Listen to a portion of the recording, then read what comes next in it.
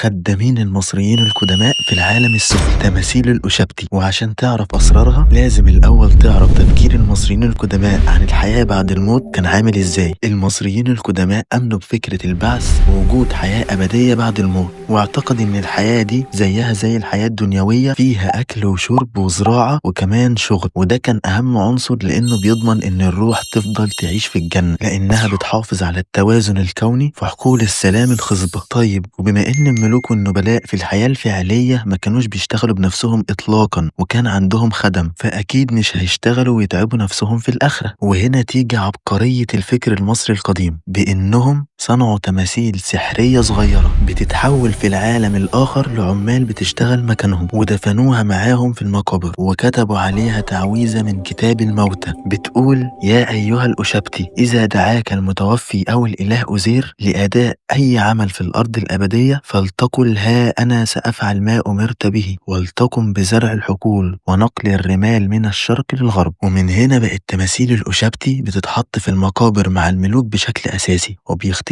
عددها عبر العصور المصرية القديمة. وصلت في العصر الحديث ل 365 تمثال بعدد أيام السنة، بحيث إنه كل يوم واحد منهم يقوم بالخدمة. وفي مقابر لقوا فيها 400 تمثال، وهنا بيكون 365 عامل و36 تمثال لمشرف، واحد لتمثال رئيسي مسؤول عن الكل. واختلفت مادة الصنع حسب الحالة الاجتماعية لصاحب المقبرة وأهميته، فهتلاقي تماثيل مصنوعة من الفيانس الأزرق أو الألابستر أو الحجر الجيري أو الخشب، وكمان أحيانا بنلاقيها من الذهب. يا ترى بقى شايفين إن فكرة الأشبتي كانت رفاهية ولا ضرورة عند المصريين القدماء؟ اكتبولي في الكومنتات، وما تنسوش الفولو، وانتظروا معلومات كتير قوي عن الحضارة المصرية.